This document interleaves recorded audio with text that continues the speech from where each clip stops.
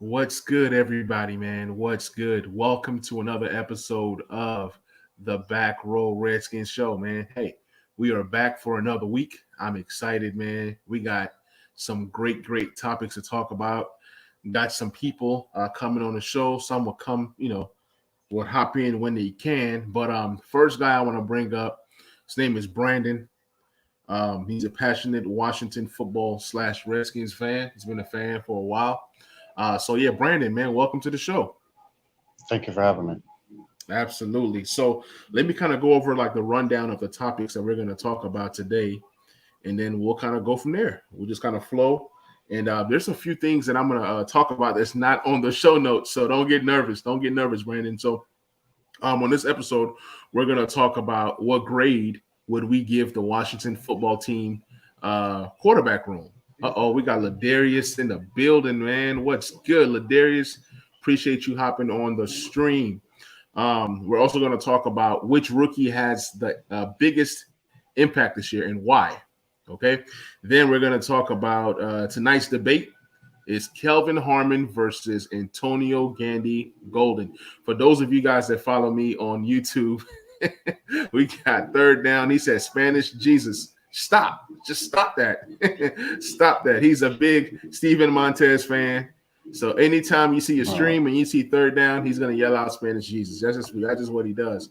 But yeah, so the great debate tonight. And for those of you guys who are watching live, man, be sure to come on in and chime in, man. We're going to talk Kelvin Harmon versus Antonio Gandy Golden. For those of you that follow me on YouTube, you guys see that I've done a video. I have a camp battle series that I got going right now. I have Antonio Gandy Golden versus Harmon. I have, we got Phil in the building. What up, Phil? He's a regular on the show. Appreciate you hopping on the stream, brother. So we got what player is going to be a sleeper this year on defense. Then we're going to talk about, we have these homegrown players that we've been drafting, and we've been drafting pretty well. So it's time to start paying our guys.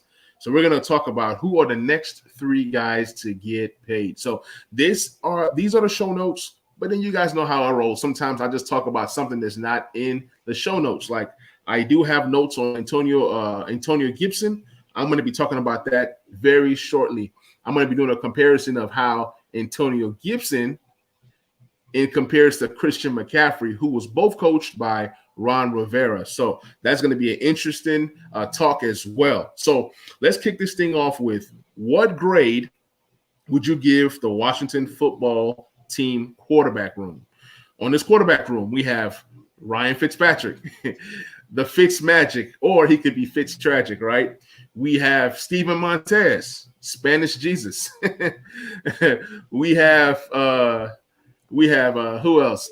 Kyle Allen. The legend. And we have Taylor Heineke. So we got four guys, one veteran, and three young pups in that quarterback room. Brandon, what grade would you give that quarterback room? With the Fitz having the only experience, I would give the quarterback room a C, especially with how Fitzmagic plays. It's basically, you're guessing on each week. So, I mean, the quarterback room alone, I would give a C. And especially with Taylor Heineke, it's a small sample size, 2 games. He had the overall grade for the playoff game was a B plus. But there's a small sample size. Kyle Allen, when he first was with the Panthers, he did start his career off with a couple of 400-yard passing games. Then he had several interceptions. His play was horrible after that. But altogether, I would give it a C. I mean, I feel you. I think C is very fair. I mean, you look at the group, it's nothing fancy, nothing that's going to wow you. You know what I'm saying? So, I mean, a C is definitely what I would do. So, Phil said trade for Antonio Gandy. I mean, sorry, not Antonio Gandy Golden, but Antonio Gibson in fantasy. Most definitely. I'm getting that guy everywhere that I can right now currently. T-Ho said, hello, Manny. I'm so hyped for the season. What's good, T-Ho, man? Welcome to the show. Glad to have you here. Phil commented in the stream. He says, I agree with Brandon on the C grade with the potential to be a B. Still better than an F grade from last year. Yes, every quarterback we had last year was terrible. I'm sorry. Definitely. Alex Smith, thanks for coming back and being inspiring. But look, your play for the most part was terrible. I mean, I'm just gonna keep it real. I'm gonna keep it real.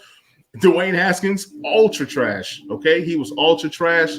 I have friends who are family of Dwayne Haskins. If you're listening, I'm sorry. It just is what it is. And then Taylor Heineke gave us like 5 quarters of good football, and OTAs went down today, and they were talking about how great things are happening in OTAs right now. And Taylor Heineke actually gained some weight. He gained some weight. He gained about 15 pounds. So he could be a guy. People are talking like he can be a guy that finishes the season as the Washington football quarterback. What do you think about this, Brandon? I definitely agree with that. And also, Daniel Kelly came out with an article recently saying that we already have our future quarterback on the roster. And if you think about it, it is kind of correct, because when is the last time we've seen a quarterback play the way Taylor Heineke did? Yes, it was only one game, but it happened to be the playoffs against the Bucks, the Super Bowl champs. So I mean, and especially with the way he carried himself and the way the team rallied behind him. He came back in after diving for the touchdown when he separated his shoulder. But who knows? We may already have it. But Taylor Heineke, I mean, he's not going to get his chance right now because we didn't pay Fitzmagic to $10 million, Right. to sit on the bench. But Right. then, of course, we did pay Alex Smith, the more than that to sit on the bench. Right. So I mean, either way. Right. So Third Down says he thinks that Fitzmagic is going to ball out this year. With such a long season, we probably will see all these guys play. Most definitely, I'm knocking on wood. I'm hoping that Fitzmagic does not play bad in order for these guys to play. And I'm also hoping that he doesn't get hurt for all these guys to play. But hey, Ron Rivera is going to rock with the hot hand. It reminds me of, I think it was Steve Spurrier. When Steve Spurrier was here in D.C., man, this guy was playing 3 or 4 quarterbacks, during that season. I mean, he'll have like 2 or 3 guys play in one game, like alternating, like actually, like if this is college. So that was very, very funny to me watching Steve Spurrier do that in the games. So T-Ho says, I'm good, and I agree with Brandon as well. Last year for the QB, we were so bad, and much improved from the QB position. Taylor looked so jacked, man. I'm so impressed. Yeah, Taylor, look, the guy has picked up some muscle and he's ready, man. He didn't practice today because he was elbowed in the head, and he looked kind of funny. For those that watched the video about the OTAs, I had that picture up. Oh man, I felt bad for him. Philip says, did you see the bandage on Heineke's head today? Oh yeah, man. Yeah, that was hilarious. T-Ho says, what do you think about the OTAs so far, Brandon and Manny? So, Brandon, I'm going to kick this one over to you. What do you think about the OTAs so far? Like, what has jumped out to you? The play on defense, really. Whether it's on Kaliki Hudson, I mean, you've seen the one-handed interception today. Mm-hmm. But especially with how many people we have, it's all voluntary. And for like the first couple of weeks, it was only Montez Sweat and Chase Young out. And then like this week, I believe it was Sadiq Charles. I mean, we have like basically everyone there, and it's only OTAs. Mandatory minicamp starts next week.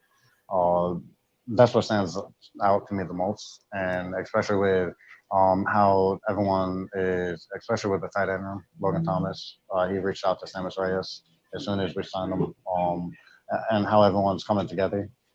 Trying to get everyone to learn the playbook, to learn the system to where they're supposed to be each time. Yeah. I mean, that stands out to me the most. Yeah. I've been impressed with the defensive side of the ball. I mean, you see guys like McCain out there getting interceptions. You see guys like St. Juice out there getting picks, and Derek Forrest. So I'm just really excited about this young defensive group. These defensive back guys. I'm enjoying what I'm seeing. I know it's just OTAs. I know it's just practice. Third Down says Steven Montez was probably he's saying that Steven Montez probably elbowed Taylor Heineke to get some reps. I mean, I can definitely see something like that, man. I can definitely see something like that. Let me see what Phil says. Phil says Steven Montez and Troy Aikby will be on the train out. Absolutely. I mean, there's going to be some major guys that get cut. We have my guy Rod just joining the show. What's good, brother? What's good, man? Dude, my bad, bro. It's all good, man. If anyone's watching, man, I think this is live, bro. I'm a Knicks fan, and they fucked up my whole evening, man. So, my God. Oh, man. I feel you, man. Oh, what's going on, Manny, man? Man, I'm doing good. I'm a Lakers fan, and I'm a Wizards fan. So, you know how I'm feeling right now. Bro, you know how I'm feeling right now. I'm not feeling too good. I'm not feeling too good right now. But yeah, God. Man, we talking everything. We talking OTAs. We talking, like what impact have you seen from the players in OTAs? A lot of people don't read too much into the OTAs, but I mean, I like it. I like it because it just gives me somebody who's a content creator something to talk about, number one. Yeah. And then it's like each month you look forward to something, the draft, then OTAs, then training camp, then mini camp, and things of that nature. So what have you seen so far that has caught your eye? Just listening to the press conference today, man. Ron was talking, and he was saying that they're pretty physical in the OTAs, and they're still playing within the confines of the contracts that they have, the players agreement. But Heineke gets up and he's got 7 stitches in his head now from getting elbowed by a running back trying to hand the ball off. So it's crazy, man. It's good to see the team showing up and wanting to improve upon last season. It's a little disheartening to hear that Sweat and Chase Young didn't show up to OTAs, but it's not mandatory, so we have to obviously recognize that fact. But they're hungry. They want to get better. So that's what I'm loving about OTA so far, man. Is that he talked about Sadiq Charles being better. He talked about, Cosme showing up and wanting to perhaps fight for position. So it's exciting, man. We're trending in the right direction. I don't know how to feel because we haven't really felt this way in a long time. So it's hopefully, knock on wood, we got good things coming our way, man. Absolutely. I'm excited about it. So, I mean, we have some topics to talk about tonight. We got a debate. We got a great debate tonight. You see me posting inside of like the group, and I'm posting like different little camp battles. Yes. Not every camp battle means that the guys won't make it. It's more so who's going to get more snaps sometimes. You know what I'm saying? Yeah. So, tonight's debate, I might as well just go ahead and go there. Tonight's debate is Kelvin Harmon versus Antonio Gandy Golden. When you look at both guys, they both run a 4.6. So they're not necessarily fast, but they're big-bodied guys that high point the ball. And I like both guys. But in my heart, I feel like both guys don't make the team. Brandon, do you believe that statement? Do you agree with that statement? Yes, I do. And if you look at the RAS score, that's one thing. If you look at our previous drafts, they were all very high. Antonio Gandy Golden, his RAS score was like 6.14, and Harmon was 4.51. So it's both very low. Plus, Harmon missed the entire last year with the ACL, and then AGG he missed at least 10 games. He only appeared in 5. I don't think neither of them make the team. If I were to choose, I would choose Isaiah Wright over them. Isaiah Wright was an undrafted rookie last year, and he actually performed. But one thing with Harmon that I did like over the final 7 games of his rookie year, he did average 5 targets per game, roughly over 40 yards per contest, and 3 catches. So I mean, he does have the production, but both of them are just injured way too much. Okay, Brian, I want to get your take on this because Brandon is talking about 2 guys not being there. Like, what? He's saying that these 2 guys don't make the team, and he's not the first person to say it. On that YouTube video, everybody was commenting. Most guys said that they don't like neither guy. Like, so guys are mad at Harmon. Then you have the Harmon lovers like Phil. And then you have, then you have other guys, saying, hey, AGG, you got to give him a chance. My whole take on it was AGG was a Ron Rivera guy. You know what I'm saying? So that's that politics of this is our guy. We drafted this guy. And then you have Harmon, who's coming off of injury, and we know that Ron Rivera does not mess with the injury stuff. Like if you're injured, he kind of like lets you go. He's not fooling with that injury stuff. But what is your take on this? AGG Harmon, talk to me. So it's interesting. I haven't heard both of them being cut. I can see it, but it's so with AGG, it's kind of a dark horse for me because. And it's funny when Logan Campbell was the beat reporter last year, 4th round pick, and she said, "Hey, he's a dark horse to make the team." And I was like, "What the hell are you talking about?" He had that one run last year, but he ran much faster in the game than we all kind of expected. He ran high, he got popped in the chest. You're like, "Dude, get down, run a little bit more conservatively," and then never really saw any more action with him. Right. Harmon was a good possession receiver when he was playing with us. The year prior to getting hurt, he kind of started to gel and become somewhat reliable option for the team. I don't know if both of them get cut. I could see one of them getting cut right now. The 2nd of June, I can't tell you which one. I would like to believe that because you just said Ron Rivera drafted AGG, he may have a little bit more, I guess, tied to him to try to help pull him along. Right. But Harmon has also looked pretty good coming back from that ACL tear. It's one thing we saw RG3 doing squats when he was coming back from his ACL square and chains on the barbell, whatever. But if he can come back and fight for that position, sometimes people when they're hungry and when you paint an animal, you're backing the animal to a corner, they become far more aggressive and they do things that are unpredictable. I'm hopeful that happens because we need someone other than F1 Ferrari, and then we need someone other than Samuel to be relied upon. And I can't look at Cam Sims as the number 3 yet. So who's going to be number 3? I don't know. Dyami Brown. Don't sleep on that. So? Hey, this dude, look, okay, here's how I look at it. They brought in Adam Humphries for a reason. But I also think that Adam Humphries is not safe because Dax Mill, cheaper, younger, has more thread on the tire, right? Yeah. So, he talked about him returning punts today too. See. So if Dax Mill is returning punts, he's a lot. I mean, he makes a team. You know what I'm saying? So then, if Dax Mill is on the team, then okay, are you keeping 2 slot guys?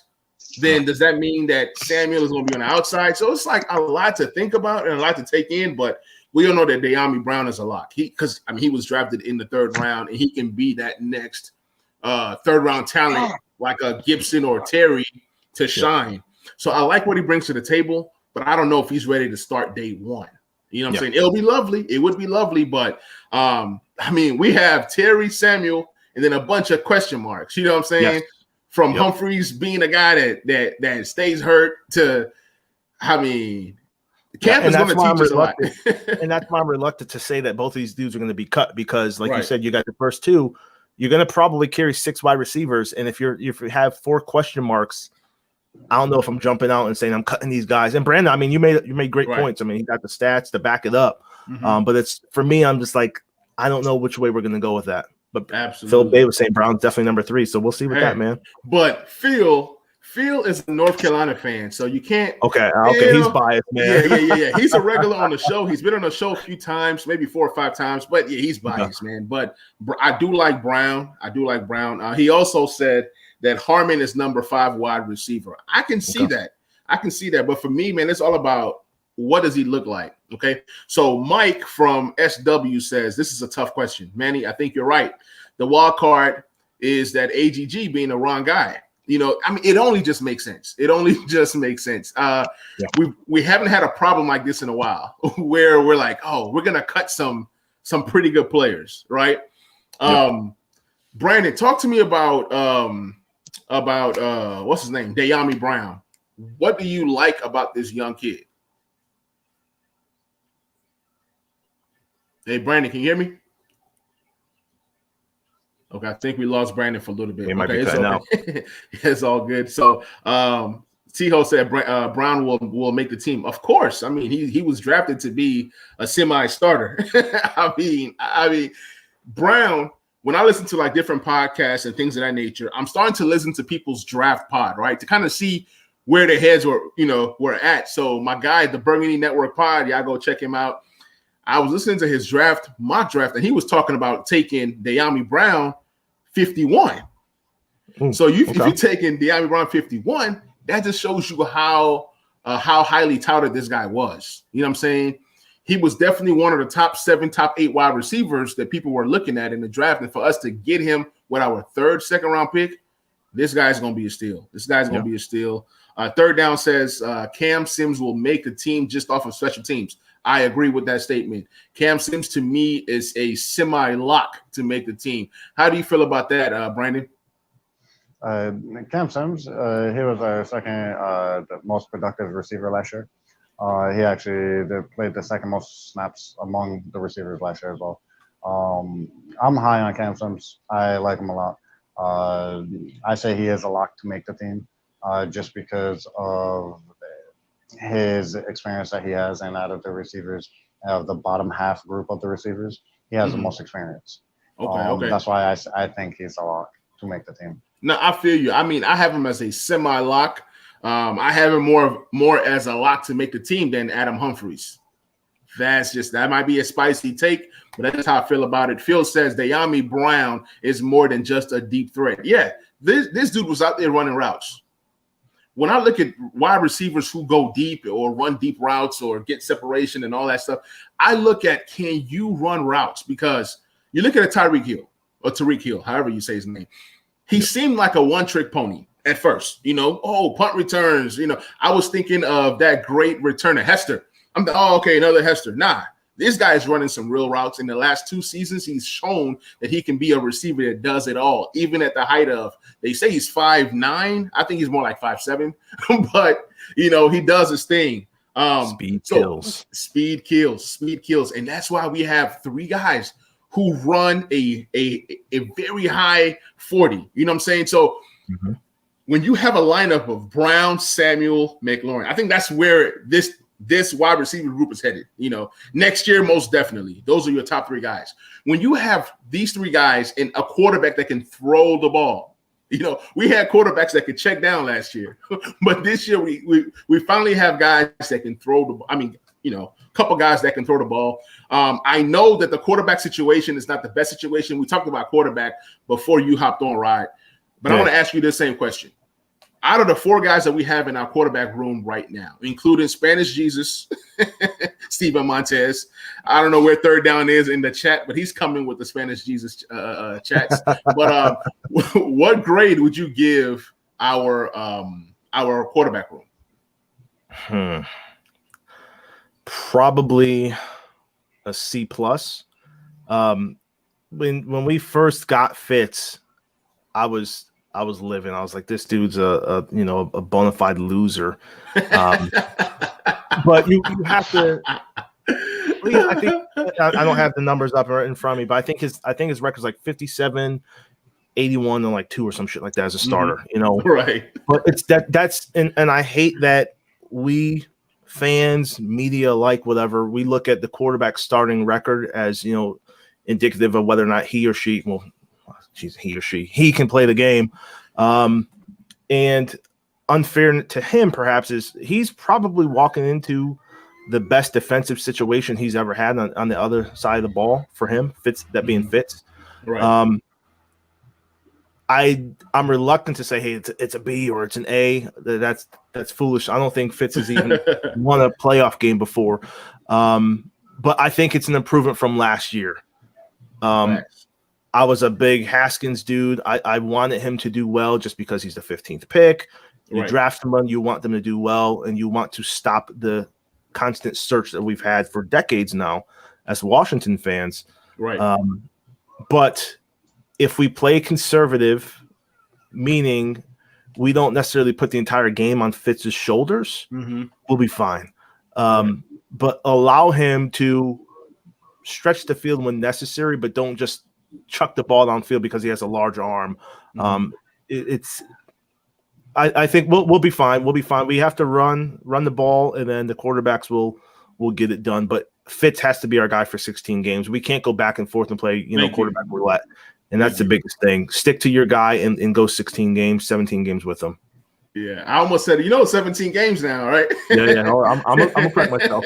I've been drinking a little bit, but I'm good. It's all good. It's all good. So, and the funny thing is that me and Brandon both said C. Well, he said C, and I agreed with him. You know what I'm saying? I think C is fair. C is fair. B or A that's just you. I mean, you must be Fitz's cousin or family or something to give him a grade like that. But no, C is perfect. C is perfect. Perfect. I mean, it's like, to me, I'm excited about Fitz just for the fact that we haven't had a quarterback that can throw the ball since Kirk Cousins. I'm sorry. You can say whatever you want to say about Kirk Cousins, but one thing that Kirk Cousins gave me was hope. Hey, whether he throws a pick six, and that's what you want out of your quarterback. You want that guy, like when he came back versus that Tampa game, and he was like, you like that? You like that? Yeah, I was like, I like that. I like that because, when you're losing, all you want is hope. You just want a quarterback to give you hope. And Fitz, whether his eyes is open or closed, he's going to throw that thing, and he's going to throw and throw and throw regardless of if he's connecting or not.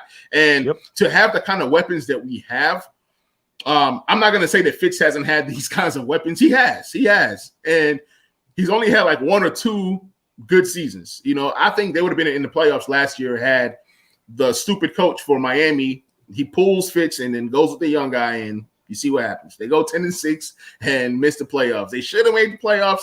I think with Fitz, they probably win 11 games, but things happen. Things happen. So to transition a little bit, on defense, what player do you see this year as a sleeper? Who is your sleeper on defense? I'm gonna start with Brandon. The sleeper, I would go Shaka Tony or Kaliki Hudson. It's more of a position, really. I would say it's the other linebacker spot, opposite of Holcomb and Davis.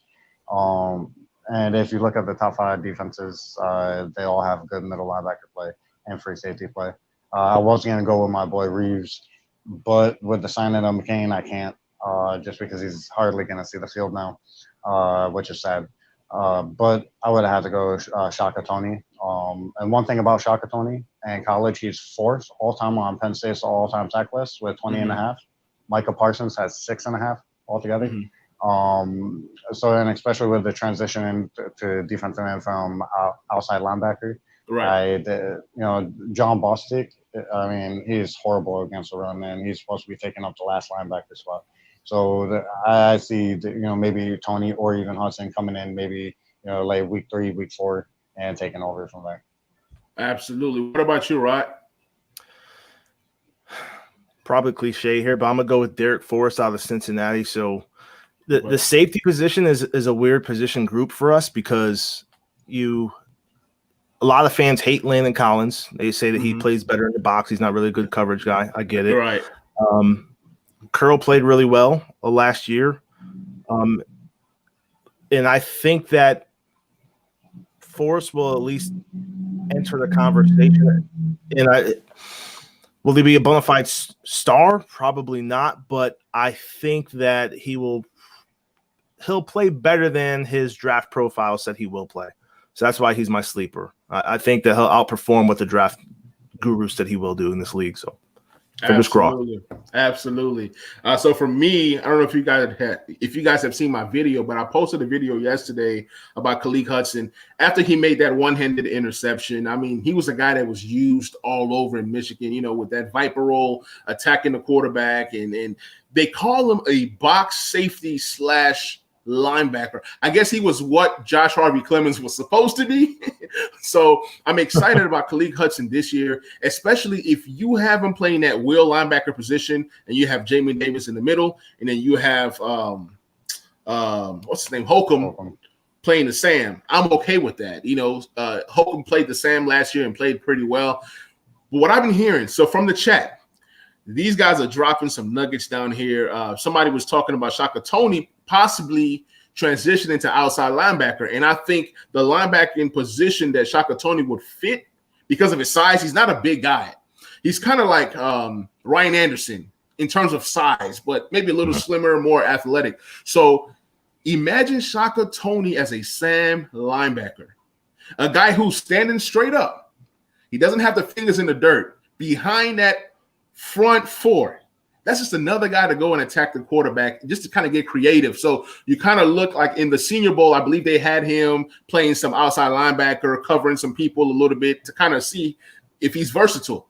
And, Ron Rivera preaches that position flex. So Shaka Toney's definitely a guy that I'm looking at that can possibly transition to linebacker. We're like, who the heck is playing linebacker, right? Yeah. But I believe the team and Ron Rivera knows what he's doing. So look out for that. Look out for that, as Shaka Toney is a guy who can step in, play the Sam, or play some kind of linebacker and then still be able to attack that quarterback position. Because when you look at Khalid Hudson, he's a guy that played that Viper role. And then just imagine a lineup or a package that has Khalid Hudson and, Shaka Toney going after the quarterback with the front four. That's 6 guys deployed to going after the quarterback. So there's going to be some exotic schemes. I've also seen somebody in the chat say Benjamin St-Juste. Yeah. I put up a video today. I've been dropping so many videos, but I put up a video today. It was Jimmy Moreland versus Benjamin St-Juste. And this is why. I'm not saying that both guys don't make the team. This is more so for snaps.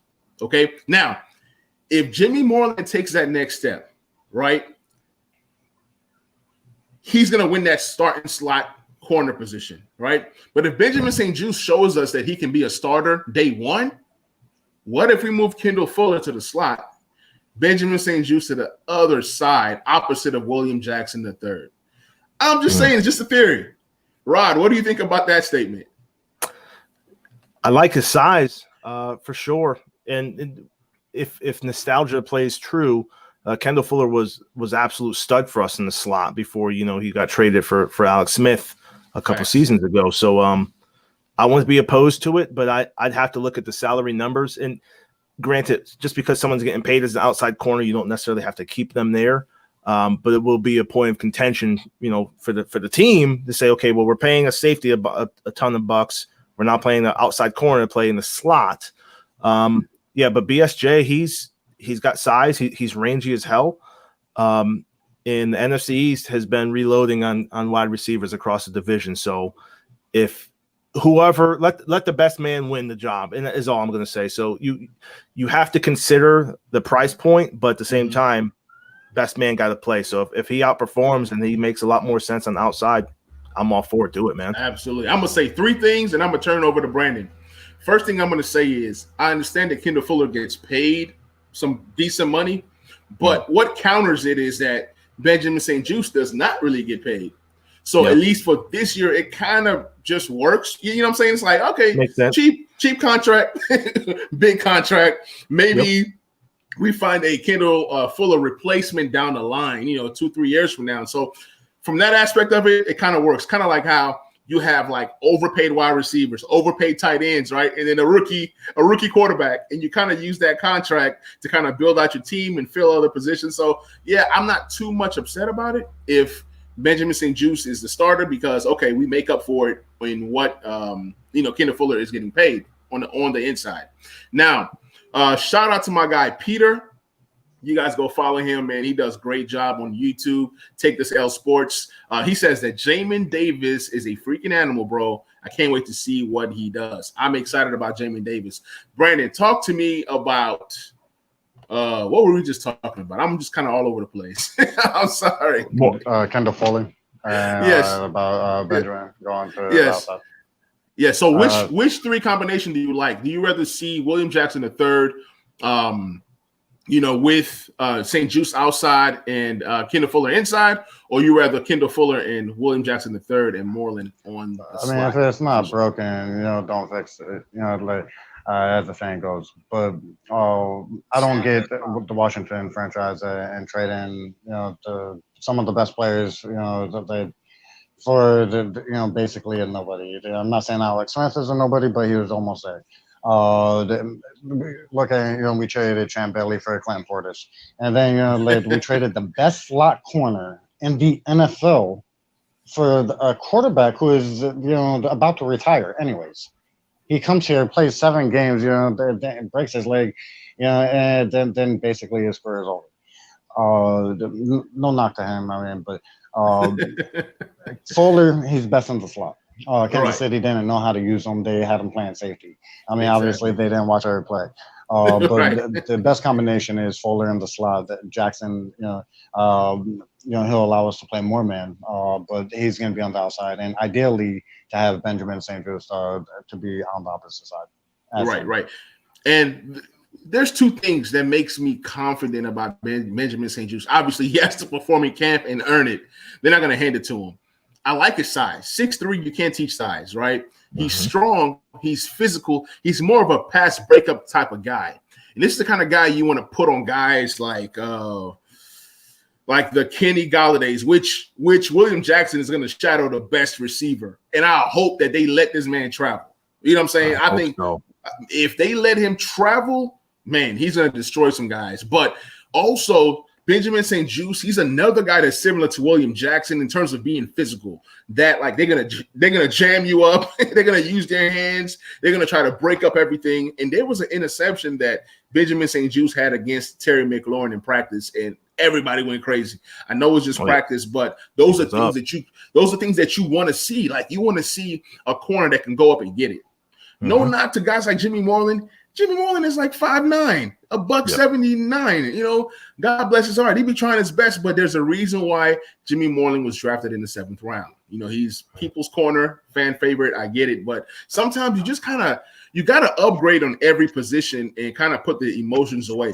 So let's see if Benjamin St. Juste can go into camp and take that position. So it's going to be it's going to be either or. It's going to be either or. But when you have a St. Juste in there, it just makes your corners bigger. You know what I'm saying? When you have a Jimmy Moreland in there and you look at the corners, the receivers are laughing like, these are the guys, you know, but then when you add more size, more physicality, it just makes us better. And then Kendall Fuller in a slot, that's locked down. So all that stuff on the inside, just that's over with. Then you still have a Jamin Davis who's going to help. You know what I'm saying? So I think it's some interesting things that we can do. But Rod, I want to talk to you about this statement right here. I've been hearing all kinds of stuff. I had Pro Tech on my show the last episode, and he told me that maybe that Bobby McCain was brought to the football team to play slot corner. Even though he's a free safety, and we need a free safety. Damn, I forgot about him. Yo, bro, that we have stacked. Bro, it's a good problem. It is a great problem. Like here we are. We're talking about sleeper picks. I'm talking about rookies. That could be a sleeper. You know, it's a sleeper, defensive sleeper. Holy shit! Yep. Oh my god, man! He picked off Fitzpatrick today, and the players went crazy. I mean, this is something that we've been needing.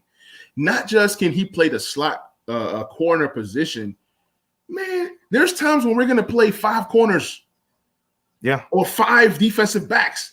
You can disguise them, so you're going to have McCain in the slot. Then he drops single high. You're like, oh, I thought he was on the slot. Nah, he's dropping back. You know what I'm saying? This guy slides over. I mean, we can do a lot of different exotic things with the defense that makes me so excited. So it's not too far-fetched to think that he might be in the slot corner. I mean, we can do so much. That's crazy, bro. Man, I'm just so excited. They were talking to him, and he says, I'll play anything. I'll play any position. I am a defensive back. That's what he said. That's what he said. When Del Rio spoke earlier, man, I'm typing in the chat. I'm looking at the live stream of the football team, and he's like, hey, we got to focus on the back 7 and getting turnovers and creating better opportunities for the offense. I was like, thank you. Let's go. Right. That's crazy. If you bring in a free safety who was pretty damn good in the league last year as a free safety, and you're like, you know, I'm going to move this guy to the slot. I'm going to move him down to the line of scrimmage a little bit more and let him bump some of the slot guys going across the field, bump a tight end, whatever. Holy hell, man. If you're a free safety, you can cover it. You have the versatility to move around. Absolutely. It's a good problem to have, man. And I'm looking at, Phil Davis in the chat. He's like, hey, iron sharpens iron. Absolutely, man. Yep. And depth is something that we have not had for so long with this organization. It's a good problem. But I asked the fans out there listening and watching, whatever, stop slandering the guys if they're good. Like, people were just going crazy on Landon Collins earlier. I'm like, listen, you can root for other people on the team without saying that Landon Collins is garbage. He's not garbage. He's not garbage. He just plays a little bit differently from that strong safety position. But Exactly. That's it, man. And you know, Landon Collins, they say he doesn't want to play linebacker, but the way that we're going to play this year, which is having a lot of 5 defensive backs, he's going to be put into those positions. He's going to look like a linebacker, but hey, you're playing closer to the line of scrimmage, which is what he loves to do. And look, Landon Collins is only going to add to our defense. He wasn't there last year. Bringing him back and bringing back big Matt Ioannidis, they're only going to add. I don't think he's going to make the defense any worse. There's nothing wrong with saying, hey, I want Cam Curl to start. But we can't be slandering Landon Collins. If anything, we want him to play well. Even if he's not part of the equation moving forward, that can be a trade piece. That could be a midseason trade, bro. Exactly. For like a 5th or 4th round pick. I mean, come on, guys. Yeah, we want Landon Collins to ball out. Like, we want Landon Collins to ball out so much that the coach has to think, oh, man, Cam Curl, Landon Collins. Wow. I'm having a tough decision. But shout out to Mike in the chat. He goes, he loves our corner situation. He said, like Rod said, Fuller was a beast for us in the slot. If St. Juice can ball out on the outside, that just makes the secondary that much better. I agree with that statement. Brandon, do you have anything else to add to the corner situation or the defense situation before I move on to the next topic? Landon Collins, he did actually come out and say just recently that he is willing to play the linebacker position in certain packages. So, I mean, he's not going to do it full time, but right. I mean, we don't need him to. And I kind of feel that's what we're going to be doing with our last linebacker spot is going to be switching it up between the, either Kaliki Hudson or the Tony or even the safety spot. It's kind of similar to the, what the Saints do, I believe. But with Collins, I mean, he came back later this year, and he's going to be playing more to the line. I mean, Collins, he's going to have a strong year this year, definitely. All right, so guys, this is fact time. So today, 21 years ago, I became a fan 22 years ago, but 21 years ago today, the Washington football team signed Deion Sanders to a 7-year, $55 million deal. I have one message to Daniel Snyder. Stay off the weed. And I'm glad that Daniel Snyder is actually changing because, I mean, I'm not going to lie. At that time, I was excited just because he was a name. I'm like, oh, you got Deion Sanders and Champ Bailey and Darrell Green. This secondary is going to be nice. Secondary was okay. It wasn't as good as I thought it was going to be. Deion Sanders was washed. He was washed. And what made this thing crazy was he was 32 years old and we were giving this guy a 7-year deal. It's kind of like Jimmy Butler in basketball. He's 32 right now and he's wanting that crazy amount of money at this age. So, Rod, talk to me about what was your thought process when the football team or the Redskins then gave Deion Sanders this amount of money and years? Was pissed, man. Dude, when they gave him that money, bro, I was pissed. I'm 39 now, so doing the math, 21 years ago is 18 years old. Mm-hmm. So I believe I had just I was probably a freshman or a sophomore in college, and it was a joke. Like you said, it was a big name, and you're like, okay, we're trying to do some big things. Snyder was new to owning the team, and he had to do that to kind of build excitement again because we had been on the decline. Jack Kent Cook was the owner before he passed, rest in peace. But the team was on the decline since going to that Super Bowl early 90s. Mm-hmm. And you need those big names. But Deion, like you said, he was past his prime. Prime took a big pay deal from us. A lot of the aging stars were coming to DC to get that final paycheck.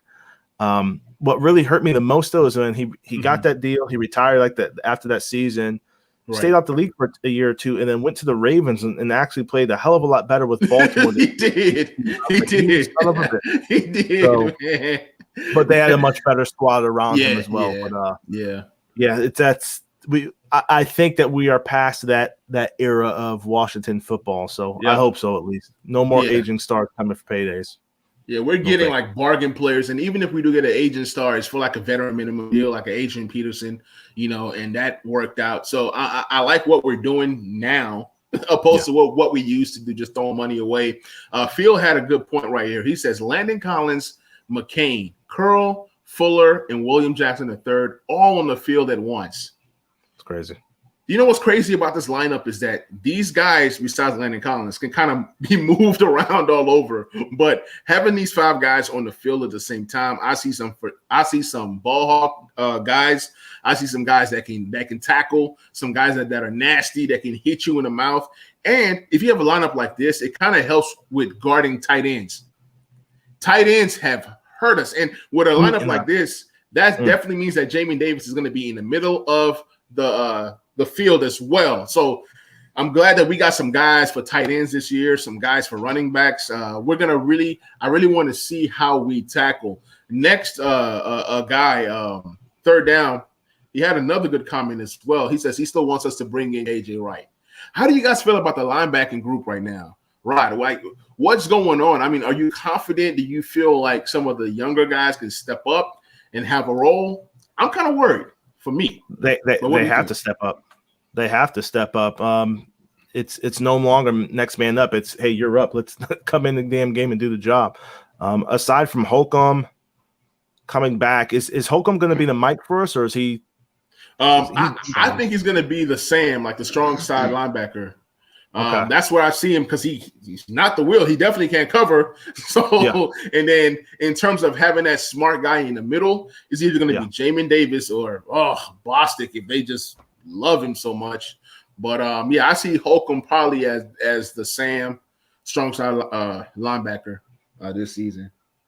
Yeah, agree. I mean, young guys got to step up. It is what it is. We're still not where we need to be, but we're a lot closer today than we were, this time 12 months ago. So, right, man up, let's do it. Yes, sir. Yes, sir. So, Brandon, it's not that much of an issue if you think about it, because 70% of the time that we played this season, we're going to be in a 4-2-5.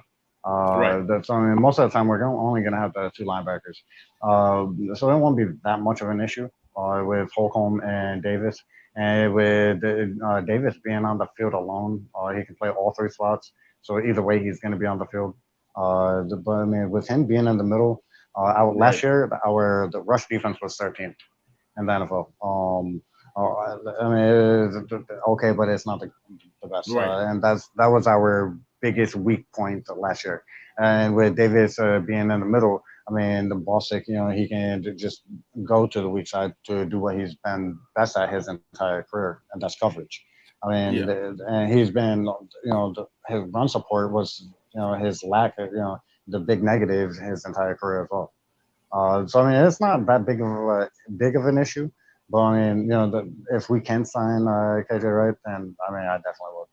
Right. I mean, if we can add KJ Wright, great. But like you said, we're going to be in 4-2-5 a lot, but the only issue is having a 4-2-5. We're going to have 2 of our best linebackers, which is all we have. We really just have 2 right now, with guys like Khalif Hudson coming up. But the thing is, if somebody gets hurt, then we're in terrible shape. Like last year, Khalif Hudson was not ready to play, and we put him into a game. Matter of fact, I think he started like maybe 2 or 3 games. In one game, he had his best game where he had, he had some. Rod said Trey Boston. I'm sorry, man. I just saw that in the chat, man. I'm just responding, man. I'm reading the chat at the same time and listening. Yeah, I think I have like ADD or some shit like that, man. I'm all over the place as well. I've been doing the same, man. Like I'll get to a certain point, then kind of pause and I don't think we need Trey Boston, man. We're good. Like, look, this guy has rejected us 3 times. Okay. He rejected us 3 times, and you know what? Look, I'd rather have McCain than Trey Boston. I've said it in previous videos. I've said it in previous podcasts. So I'm just glad that everything happened how it happened. But the only thing that kind of scares me a little bit about the linebacking situation is that if somebody gets hurt, other than that, playing that 4-2-5 is going to be great. But at the same time, injuries. We have to make sure that we are deep at all positions, just not a few positions. We're good at the defensive backs. I believe guys like Derek Forrest is going to have an impact. there's a lot of guys that we have brought in that are going to take over that special teams role. You know what I'm saying? So they're trying Acme at corner. Just let the guy go, man. Let the guy go. It's when Scotty Brooks gets fired tonight from the Wizards, he needs to just go ahead and take Troy Acme's hand, and they need to just go ahead and go to the airport together. It's over. It's over. Thanks for your services for the DC fan base, but yeah, it's time for you to go. So OTAs, they're just kind of just experimenting and just trying every single thing out just to see what works.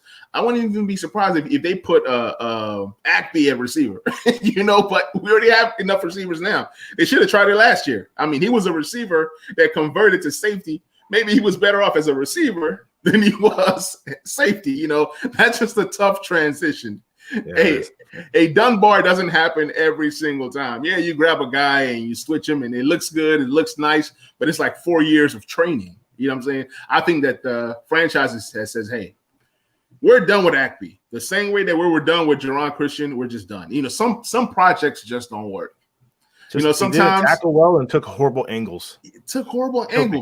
But he's a decent player on special teams. I get that. But hey, you can always find a guy that's decent on special teams and more than decent on defense. You know what I'm saying? Yeah. So with Ron Rivera, I love what he's doing. He's getting guys that can do multiple things. That's why, guys like Harmon that we've talked about and, the AGGs of the world, if those guys don't play special teams, those are going to be the first candidates to get cut. If you're not doing multiple things, you're going to be out of here. Ron Rivera. Also today, Spanish Jesus, Steven Montez. Wow. He had him doing some non-quarterback football drills. Ron Rivera said that he's willing to use Steven Montez in other roles because he has to be ready. Because of the pandemic is not gone. Things can happen, contact tracing. So Ron Rivera is taking every single avenue to get guys that do multiple things. So we might see a Steven Montez playing tight end. We might see him playing running back. You might see him, holding the ball, after field goal units and stuff like that. So it's just cool to see that all hands are on deck and people are getting trained up in different positions for emergency. These are situations that you got to prepare for. You don't want to be like the Broncos. Definitely want to be like the Broncos with a quarterback, wide receiver. I felt so bad. It was fun to watch, but because I'm not a Broncos fan, but as a Broncos fan, I would want to kill myself that day. Mm-hmm. But what does that mean? What does that mean for Montez as a quarterback though? Because you gotta realize last year when they were going through the quarterback roulette, they brought in a dude who was studying mathematics at ODU, Heineke, to play quarterback over Montez. And then now you're talking about using him as a gadget guy. Like, is he even a quarterback? Right. I don't think he's a quarterback. I think he has a lot of work. He's on a training camp for a reason. He's a training camp practice squad for a reason. And the team doesn't trust him. It's just obvious. My quarterback rating goes from a C+ to a D- now if Montez is in the QB room. I know. I feel you completely, man. Hey, and I'm okay with that grade because it is kind of scary, right? You're on the practice squad. You would think that you know the offense. That should have been the guy that we go to next. But I felt like they went Heineke just because he knows the system. I think that's what it was. Heineke knew the system. And he just wanted just a quick fix, a guy that you don't got to teach the playbook to or just have that little sheet on your arm and you call them the same 4 plays. So I think that's why Taylor Heineke came into the picture. And he played well. Taylor Heineke's been a guy that's bounced around. He's been in the system for a while, so it's just not like a guy off the street per se. He's been around training camps. He's gotten cut over here, over there. So I think that he was just more prepared to be an NFL quarterback than Steven Montez. But Steven Montez is going to be a project, man. He's going to be a project. He's going to be on that practice squad and that practice squad until they say, hey, you can't practice squad no more. Brandon, what's your take on Steven Montez trying out different positions in OTAs?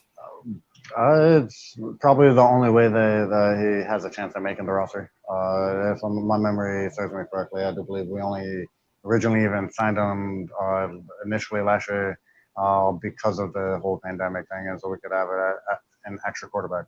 So and especially with the effort that we, as you just said, Heineke was, doing math classes before. We went and got him. As quarterback on this roster, I mean, definitely not.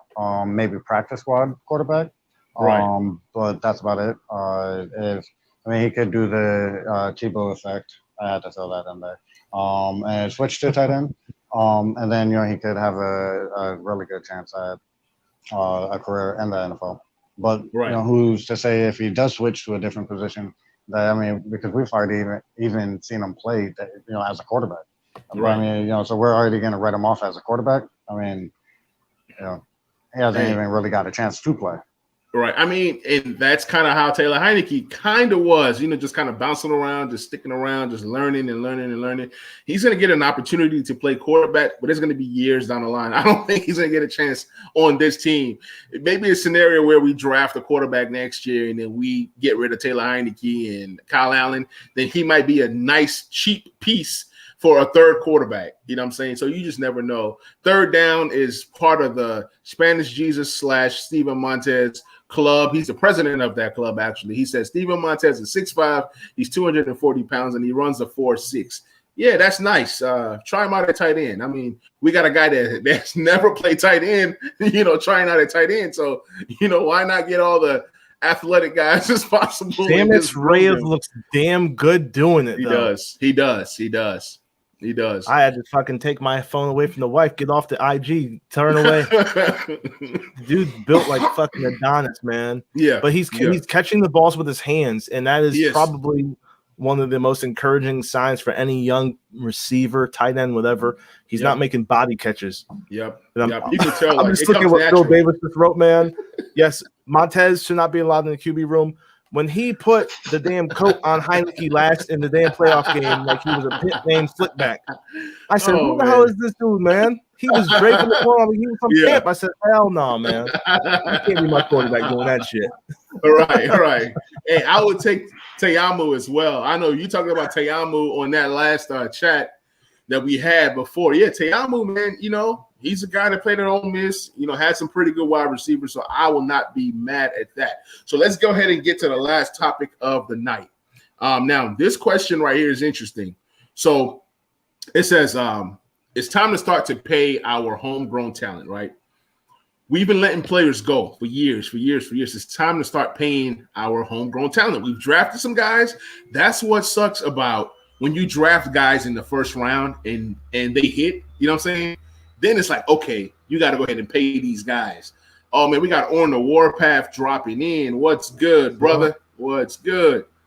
So my question to you guys is, who are the next 3 guys to get paid? I'm going to start with Brandon, and then I'm going to go to Rod. First and foremost, it'd be Jonathan Allen. He's definitely getting paid. Okay.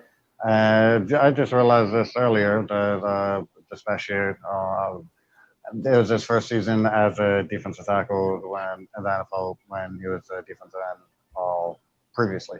And he was ranked as the 18th best interior defensive lineman this past year. And plus he is the leader of our defense. He would be first and foremost. And then, I would just go right down it's about keeping our D-line together. Both Deron Payne and Montez Sweat are both coming up as well. We have, roughly 60 plus million in cap space. And that's why we're releasing guys like Morgan Moses, because when we have, Cosme or Lucas to play, we have to several, more than good guys to actually be able to play the position. We have to, free up as much cap space as possible to be able to sign those 3. Those are just my top 3 because we also have McLaurin coming. Logan Thomas is, his contract is up this year as well. But it's about keeping the D line together. Absolutely. What about you, Rod? Yeah, so I think Allen definitely needs it. Don't really have to further expound upon that. I think Terry is one that you, even though he's playing on that rookie deal, I think you get Terry paid now. He deserves it. He's played above and beyond his draft position, and it's a less than salary cap year, so you kind of take advantage of that. You got some cash right now. Give him his money up front, where you're roster is probably fairly gelled right now. You're not making any late splashes. Pay him up front now, and then when the salary cap is projected to go up again, you're going to have a guy who's being paid handsomely, but now it's a damn discount and bargain, truly, right, with the rest of the guys who are getting paid. So you bring in the free agent wide receiver in Samuel this year, pay your homegrown guy as well, play Jonathan Allen, and then I would like to keep Brandon Sheriff if possible. And I say you got to pay him as well. So that's probably the three that I'm looking to pay and just get them extended long term. I feel you. My three is you got to go ahead and get the Allen deal done now. If you don't get it done now, like this summer, he's gone. All that stuff about what to do next year. If he's franchise tagged at any moment, any point in his lifetime with us, he's gone. That's disrespectful. The franchise tag needs to be destroyed. I think it's just disrespectful to just get players on a franchise tag to where they could get hurt and their career could be over because there's no guarantees. You just get that money and that's it. I don't like that franchise tag. But then again, football is a sport that you can't really have no emotions either because if I'm the owner, I don't want to pay you too much money to where you get hurt and then now the money's gone because you got hurt. So there has to be something that the NFL works out to where a percentage of the salary goes to you over a course of time. Maybe not right away, like, oh, you're done. You signed a $120 million fully guaranteed contract like Kirk did. Okay. Oh, you're done. ACL, you're done for life. Okay, here's 120. Bye, Kirk. Have a nice life. Happy retirement. But now I'm out on 120. And, I don't even know how it works with affecting the cap as well. So I will say this. Get the Jonathan Allen deal done ASAP. That's number one. I think that Brandon Sheriff is gone. He did say today that he is he's excited. He's excited.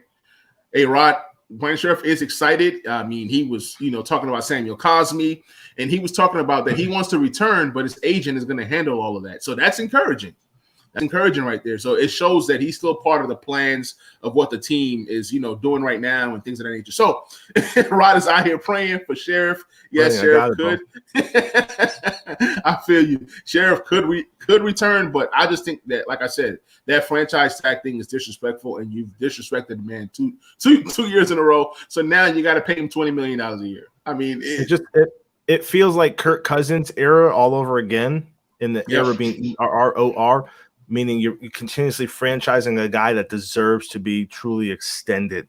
And for them not to come to some sort of contractual agreement, I don't know if it's Ron Rivera, and I didn't draft Brandon Sheriff, so I'd have no allegiance to him. Exactly. But damn, man, you got to look at the numbers. He deserves it. So someone needs to be standing up on the desk and saying, pay this man. The offensive line has continuously been an Achilles heel for this organization. We've had great left tackles. We've been fortunate with that, but we got a guy who we drafted as a tackle, moved him inside as a right guard, and has been an all-pro type player, Pro Bowler. Right. You got to keep him. So if he walks, hopefully he doesn't walk for some sort of conditional pick. And that's the thing that really pisses me off. Move him for a true asset. Do not let him walk and then say, well, we won't sign someone so we can get a third round pick. Screw that, man. Right. No, thank you. I feel you, man. So after Allen, then my next guy is Terry. You got to get Terry done now, Terry McLaurin, because if you don't get Terry McLaurin done now, it's going to be 24. I mean, like the wide receiver money's going up and up and up and up. And we've seen, history tells us, if you get a deal done early, it becomes a discount 3 to 4 years from now. You know what I'm saying? So right now, you can get Terry $20 million a year. You wait, you're talking about 21, 22, 23. It goes up and up and up and up. And especially if he balls out this season, I would love for something to get done this summer. I mean, he's entering year 3, right? So next year is contract year. If this is the time to get it done. There's no 5th-year option on this guy. You got to get the deal done before he breaks out. I think he's going to have a heck of a season this year. After this season, the price goes up. So if they're smart, you want to get the deal done now. But of course, his agent is talking to him and telling them, you know, the market, hey, this is what could happen. Hey, don't take a deal now, take a deal later. So that's Terry is one of my guys to get paid right away. And then the third guy has to be somebody on a defensive line. I know we can't keep everybody, but you got to sign as much as you can, even if you got to trade them later. You know, there's no problems with signing a Jonathan Allen now and then trading him a year or two from now. You know, the thing is, like you said, you can't be letting guys walk for nothing. Yep. That's where I have an issue. So if you're going to trade a guy, you trade a guy. If you're going to sign a guy, you sign a guy. Don't let it get to the last moment. Oh, we was going to get a deal done, but we didn't get the deal done. So now, I'm sorry, would you take a discount? No, I'm not taking no discount.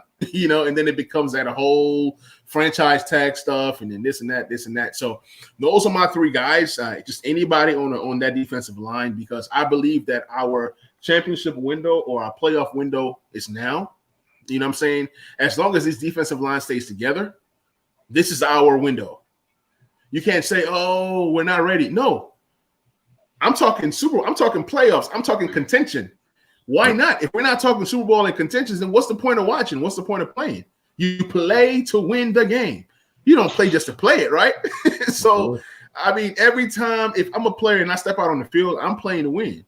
You know, those who play fantasy football with me, I take over a sorry team and I'm building my franchise and I'm making trades and all that. I'm playing to win. Folks are like, you're going to rebuild? Rebuild for what? I'm playing to win. And sometimes it takes trading that first round pick. Sometimes it takes trading all your picks to get the right quarterback. You know, sometimes you have to mortgage the future if it's for the right guy. I know the RG3 thing scared us. I didn't like the RG3 thing, and I'm kind of glad that we didn't trade three first rounders for a quarterback this year. Before we get off here, I want to say something, and I want to get you guys' opinion on this. People were willing to trade 3 first-round picks for a guy like Deshaun Watson. And I was okay with that because I know what I'm getting in Deshaun Watson. I know what I'm getting in Aaron Rodgers. I know what I'm getting in Russell Wilson. Some people said, no, I don't want to trade all of that for Russell Wilson or Aaron Rodgers or whoever. But they're willing to trade 3 first-round picks for a guy like Zach Wilson or a guy like Trey Lance that we've never seen play. So I don't get fans sometimes, you know. You can trade 3. Look, if I'm trading 3 first-round picks, this dude better come in here and be Tom Brady. You know what I'm saying? But there's no guarantees in rookies. What is your take on that, Rod? I fully agree with you, man. It blows my mind when you have established all-pro talent, established Pro Bowl talent that's available. If you think you're going to make the splash for that guy. I hate you have your known knowns and your known unknowns. A rookie is a known unknown. I don't know what Trevor Lawrence is going to do. I don't know what Zach Wilson's going to do, what Trey Lance is going to do, you know, Justin Fields is going to do. I would have loved to have, and it sucks that Deshaun Watson's going through all the legal issues right now, and he's not being deposed until February of next year. I hate to move picks unless like it's truly going to be that guy, just because I'm so burned by 2012. Exactly. It was fun for that good season. But it's like I bought a pack of condoms, only used one, and then the other one just burned up in the fire. So it's don't want to do that again, man. Man. Brandon, you had the one night thrilled, and you turned on the lights, and you're like, dude, she's missing a leg and 3 teeth. I'm like, what the hell's going on? Yes, sir. Can't do it again. Oh man, Brandon. Depending on the situation and the team. Look at the 49ers. Basically, Trey Lance could complete their whole team. They could, he can make them compete now, contend now. But as a question, trading 3 firsts, definitely not. I don't know if one player in particular is worth it. I mean, even look at how much the Chiefs traded up to get Patrick Mahomes. He won. We all know all of his stats and everything, but I mean, he's not Tom Brady, and even Tom Brady. No player is worth 3 first-round picks and then some. Just for the simple fact that there goes your first-round picks for the next 3 years, and then you're stuck with at least a second-round pick after that, and it's just not worth it. in my opinion. Right. No, But I feel you. for a veteran proven quarterback, I don't know. I wouldn't trade 3 firsts for any particular player. No, I mean, Definitely not. Go ahead, right? I know I'm not hosting. I'm sorry, y'all. No, This you're is good, my bro. show, but I want to ask you're a question, good, bro. Brandon, now though. If that pick, if those picks that you trade away turn to a Lombardi next year, would you still not want to do it? I mean, we can't tell the future, but he's like, don't put me on the spot like that. I see what you're saying. I mean, it's a chance that you would have to take. I mean, yeah. But it's all about, for example, everyone was talking about, trading for, a quarterback this year. I mean, this year, no, I wouldn't do it because, I mean, we would still have if we traded 3 firsts this year, we would still have a hole at middle linebacker. Mm-hmm. Davis would not be on our team. Mm-hmm. So, I mean, we would still not be able to stop the run. So that's why I was saying, basically, it depends on the situation of the team. If we were basically a quarterback away, then yes, definitely, I would trade 3 first-round picks, and then some to get the quarterback that I feel that can lead us there. But I mean, with how our team is actually right now, that there's no way I'm trading 3 first-round picks right now for our quarterback when we still have the holes at safety, and we just did that after the draft with McCain, and then with Davis, middle linebacker, and we still have a hole at the weak side linebacker. So I mean, with giving everything up right now, no, definitely not. But if we were just one piece away, yes.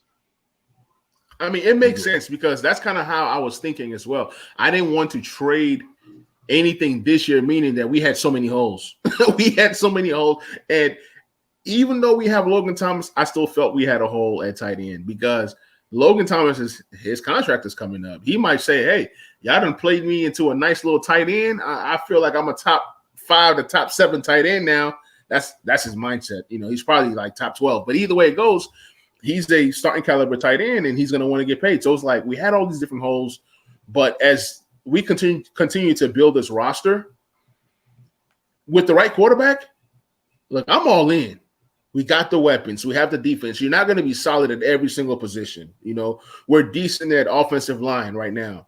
And I believe that after this season, it's time to start pushing for contention. Like, I mean, what more do you need? And if we get a quarterback, right, and if these draft picks, like a quarterback that's going to be leading us to, NFC East, titles and, NFC championships and stuff like that and Super Bowl contention and stuff like that, that means that draft pick is going to be like in the late, 20s, late 30s anyways, right? And we still have our second round pick. So, I mean, I get it goes both ways. But I'm telling you right now, if Green Bay calls us and says, hey, give us 3 first-round picks for Aaron Rodgers, I'm doing it right now. I don't care. I think that Aaron Rodgers with this roster can take us as far as we want to go. You have the weapons. You have 2 to 3 really good wide receivers. You have a decent tight end. You can improve there, right? But then we also have to remember guys like Aaron Rodgers, they bring their friends over. What happens next year when he says, hey, Devontae Adams, take a 1-year deal. Come over here. Let's get this championship. I'm just saying. Those dudes didn't even show up. You know what I'm saying? They didn't show up to OTAs. They didn't show up. They didn't show up. And you know what I heard? This is what I heard. I heard that Aaron Rodgers he'll probably play this year, but then they can move him next year. It makes him tradable next year. They'll save $16 million next year if they trade him after this season. Now, Devontae, he comes off the books after next season. So it's some politics going on. They all might just band together, just give this thing one more shot this season, and I think next year they're all gone. Rodgers is gone. And if you can trade for Rodgers next year, it might even be cheaper. He's a year older, you know what I'm saying? Then a guy like Devontae Adams, you just never know. All I know is people click up and go to teams. You just never know. You got a really good defense. You got an up-and-coming defense. You have a good coach. The front office is solid. All we're missing is a quarterback. Whether we draft one, you can still draft one and still get a Aaron Rodgers. You know what I'm saying? And have that guy sit behind. There's some pretty good quarterbacks coming out next year. So that's going to be a whole nother topic for a whole nother episode. Rod, I want to appreciate you coming on the show. Tell the fans where they can find you on social media and tell them about everything that you have going on. Definitely, man. So yeah, I'm Rod. I run the Washington Football Addicts, formerly Redskins Addicts. Twitter, you can find me at WF Addicts. It's on the screen under my photo right now. Facebook, search up Washington Football Addicts. You'll see the page and you'll see the group. Join the page, like the page, which will lead you to the podcast content. Join the group for some good trash talk and camaraderie for the Washington football team. And we've been doing it since 2015. Established the group because I was sick of the quarterback infighting, but I've learned the past 6 years we're always going to fight about the quarterback position, so it doesn't matter. But it's a good time. I really appreciate it, man. And Manny, thanks for having me on. Sorry I was late. Like I said, I was drinking a little bit too much haterade with the Hawks beating my Knicks up, man. So yeah, man, it's all good, man. Hey, I can say that the Facebook group is off the chain. I love it. I've been part of it since it began. I got on Facebook and I said, man, I got to get into some Redskins groups, man. And I just found some and yours popped up, and I got in, some other ones, and I just been part of the group, man. And I enjoy the group. I mean, we talk real in that Facebook group. So you guys need to definitely hop into that group. I mean, we keeps it real. Brandon, appreciate you hopping on the show, man. I need the homie Meet ST21 to show up to the group too, man. I just realized that was you, bro. Yeah. Most definitely. Hey, Brandon. Yes, sir. He just figured out who you was, man. Oh. ST21. Yes.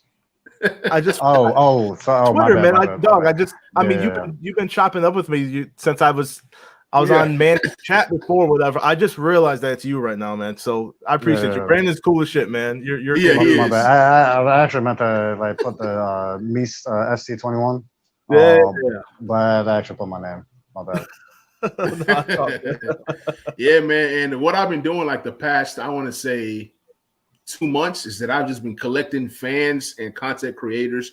We just come together and we just talk, man. You have some shows. Anybody who wants to come on, it was supposed to be 5 of us or 6 of us tonight, but I'm not going to call out the people who didn't make it. It's all good. They'll have an opportunity next time. My brother, and I ain't feeling too bad no more. Okay. Yeah, there's some guys that just didn't even make it tonight, man.